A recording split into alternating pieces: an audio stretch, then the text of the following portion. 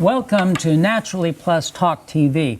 We are joined today by one of the most authoritative voices in the world on the subject of carotenoid research, Professor Frederick Khachik, the immediate past president of the International Carotenoid Society.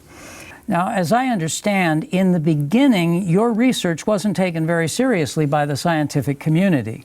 A large number of these carotenoids that were in our daily diet and were also present in our blood and had very important biological properties had been overlooked. Can you tell us a little bit about this, please? Yes, carotenoids actually in nature serve a very important property, and that is the fact that they participate in photosynthesis.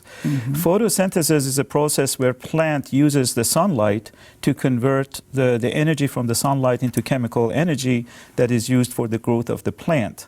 Carotenoid functions in green plants is to protect the chlorophylls from overexposure to harmful sunlight.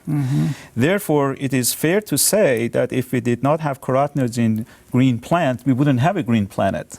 So this is very interesting, and they actually, somehow, they function very similarly in humans, because the oxidation of chlorophylls is what they do in the plant, and in our body they actually act as antioxidant to protect us against various diseases.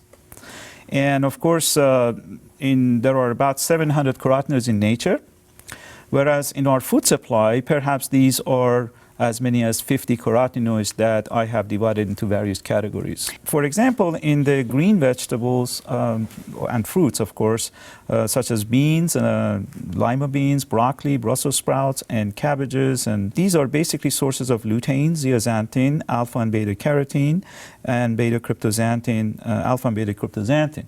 Now, the chlorophylls, of course, are not absorbed into our body, but the carotenoids are very well absorbed, and they exert their functions in protecting us against diseases. The yellow to orange fruits and vegetables contain a variety of carotenoids, and these are, again, alpha beta cryptozanthin, lutein, zeaxanthin, lycopene, and so on and so forth. The last category, which are the red fruits and vegetables, are primarily found in tomato and tomato-based food products, and these are sources of lycopene and a number of other carotenoids such as zeta-carotene, beta-carotene, phytofluene, and phytoene.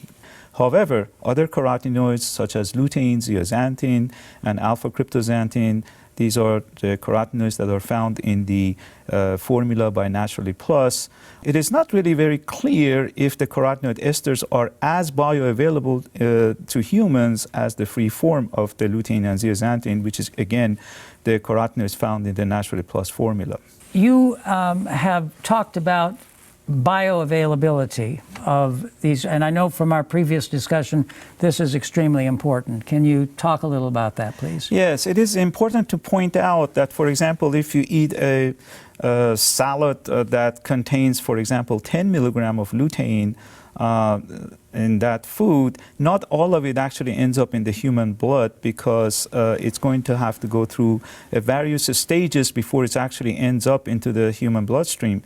So the bioavailability from food is definitely not as good as the bioavailability from dietary supplements. So when we take dietary supplements of lutein, zeaxanthin, and other carotenoids, we get a much greater amount of these carotenoids into our bloodstream, which in turn is actually stored in various organs and tissues, is found in the human skin, is found in the human breast milk, is found in every organ and tissue that I have looked at, and the major functions of them is to prevent the organs and tissues from oxidative damage. Thank you so much.